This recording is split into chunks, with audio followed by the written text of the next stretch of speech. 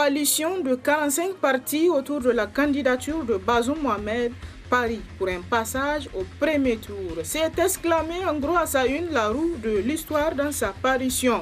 Le samedi 21 novembre 2020, les partis politiques de la mouvance pour la renaissance du Niger MRN, ne présentant pas de candidat ou ne soutenant pas un autre candidat à l'élection présidentielle du 27 décembre 2020, se sont retrouvés au palais de congrès de Niamey pour sceller une nouvelle alliance dénommée Bazoum 2021, écrit dans sa parution la roue de l'histoire pour qui ils étaient au nombre de 45 partis politiques qui ont apporté leur soutien à la candidature du président du PNDS, Bazoum Mohamed, pour une nouvelle aventure pour les 5 prochaines années après le mandat du président Issoufou Mahamadou.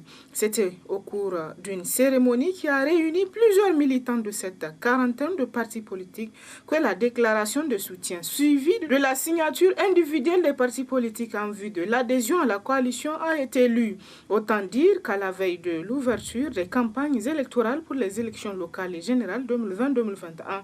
Avec cette coalition, le candidat Bazoum Mohamed, qui a déjà sillonné de nombreuses communes dans tous les départements de notre pays, dans le cadre des tournées de prise de contact, renforce toutes les chances de son côté.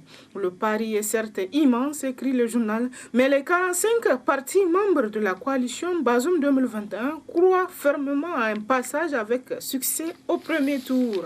Au canard déchaîné de rajouter à ces sujets que ce sont 45 formations politiques qui ont décidé d'unir leurs forces et leur énergie de militants au sein de la coalition Bazoum 2021 pour installer le candidat Bazoum Mohamed sur le fauteuil présidentiel lors de la prochaine élection présidentielle. Certaines de ces formations politiques sont loin d'être des partis politiques anecdotiques en raison de leur poids sur l'échiquier politique national. On peut citer ainsi, selon le journal, entre autres le PNA Al-Oumma de Sanoussi Tambari Jakou, l'ADN Foussa de Salah Habi, le CDS Rama, l'ARD Adel Chimutunji, le RSD Gaskia, le RDP Jama'a, le PPN RDA, l'UDPS Amana, le PSDN Al-Heri, pour ne citer que cela. Ces soutiens d'envergure constituent, selon le journal, un atout de taille pour le candidat du PNDS Tareya dans un contexte marqué par une participation de l'opposition en rang dispersé. Quant au journal L'Enquêteur, lui, il s'est intéressé dans ses colonnes au délibéré de l'assignation en contentieux de nationalité de Bazoum. Un vrai faux suspense, s'interroge le journal. L'issue de l'assignation en contentieux sur le certificat de nationalité de Bazoum Mohamed est attendue pour ce 3 décembre 2020, nous apprend le confrère. Le tribunal de grande instance de Difa capte toutes les attentions, mais ne s'achemine-t-on pas vers la fin d'un vrai suspense, se demande le journal. L'assignation en contentieux sur le certificat de nationalité du candidat du PNDS Tareya à l'élection présidentielle est indéniablement l'une des affaires judiciaires les plus médiatisées de toute l'histoire politique de notre pays. Jamais un tribunal de grande instance n'a autant capté l'attention des Nigériens que celui de Difa ces semaines-ci. Pour rappel, 5 candidats de l'opposition aux élections législatives au titre de la région de Difa ont, selon le journal, le 11 novembre 2020, saisi la justice au motif que le certificat de nationalité numéro 140/85 délivré le 11 juillet 1985 au nom de Bazoum, l'extrait du registre des jugements supplétifs d'acte de naissance numéro 304/JP/NG/85 en date du 5/7/1985, délivré par la justice de paix de Ngingimi concernant Bazoum Mohamed, et un extrait du registre des jugements supplétifs d'acte de naissance numéro 117/78 en date du 27/3/1978, délivré par la justice de paix de Gouré au nom de Hadiza Abdallah, la mère de l'intéressé, serait inauthentique. Une chose est sûre, selon le confrère, dans son arrêt numéro 06/CC/ME du 19 novembre 2020, la Cour constitutionnelle a tout au moins confirmé l'année de délivrance du certificat de nationalité de Bazoum Mohamed, en l'occurrence 1985. Toujours est-il que c'est le verdict du tribunal de grande instance de Difa qui intéresse de loin les Nigériens.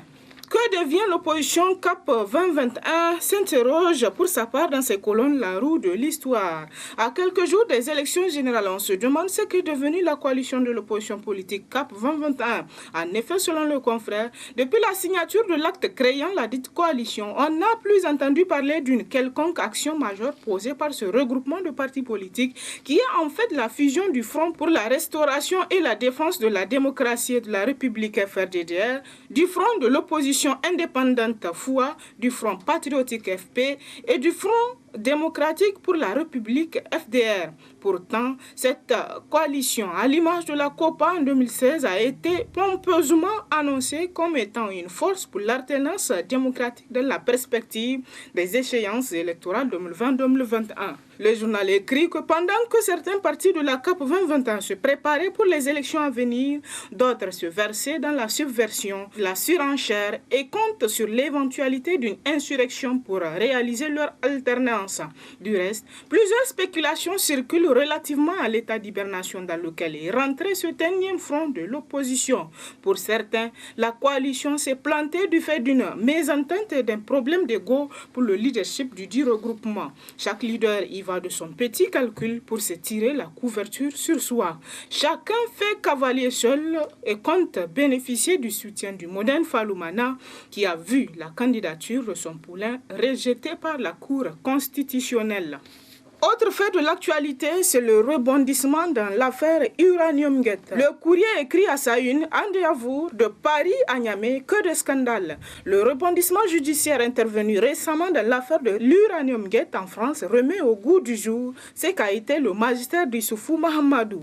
Un vaste scandale qui, selon le confrère, a notamment mis les ressources minières nigériennes sous coupe réglée au profit d'une camarilla de gens qui se sont connus et appréciés dans des transactions mafieuses jusqu'ici non élucidées. Andéavour, la société poursuivie en France a un pendant au Niger. C'est la société Andéavour Niger, créée le 25 novembre 2016 et qui, dès le 9 décembre suivant, soit 2 semaines seulement après sa création, met le grappin sur 3 permis de recherche minière d'une rare importance pour or et subsistances minérales associées à Tillabéri pour les 2 premiers et Agadez pour le 3e. La société Andéavour Niger, qui a obtenu ses permis miniers, est en fait, selon le confrère, une filiale du groupe Andéavour Mining, la société d'un homme qui n'a pas bonne presse au Niger, Sébastien de Montezus, ancien vice-président d'Areva. Au Niger, il fait affaire avec des personnalités politiques nigériennes haut placées à qui il s'associe pour essorer le sous-sol nigérien de son or. Au monde d'aujourd'hui de rajouter à ce sujet que de nouveaux contrats mettant en cause des hommes d'affaires cités dans le rapport d'enquête qui a fait scandale il y a quelques mois sont mis à nu par notre confrère l'enquêteur. Une information qui jette le pavé dans la mare éclaboussant cette fois-ci le ministre Issoufou Katambe, cité alors en référence pour avoir dénoncé le scandale et préconisé la peine de mort à l'encontre des auteurs reconnus coupables. 2 contrats, l'un de 8,5 milliards, l'autre de 7,1 milliards, sont donnés selon notre confrère à OPSA, une société dont l'identité du propriétaire reste inconnue, tandis qu'un marché de 1,750 milliards a été attribué de gré à gré à El Hadj Moussa Rambazo, un homme d'affaires résident à Tawa. Quant à Maman Nagari, dont le nom est clairement cité dans le rapport d'audit, il s'est taillé un marché de 606,621 millions de francs CFA. Des affaires planifiées et exécutées selon le confrère à la veille de la clôture budgétaire, un moment propice aux grandes manœuvres destinées à carotter des ressources budgétaires non dépensées. Plus loin dans ses écrits, le journal écrit que le message est clair. La justice, c'est nous, mal équipés et dans certains cas équipés de matériel défectueux qui lui ont été livrés par des fournisseurs convaincus de leur impunité. Avec la complicité des commanditaires véreux, l'armée nigérienne doit manifestement continuer à servir de vache à lait à une sorte de camarilla décidée à y pomper le meilleur.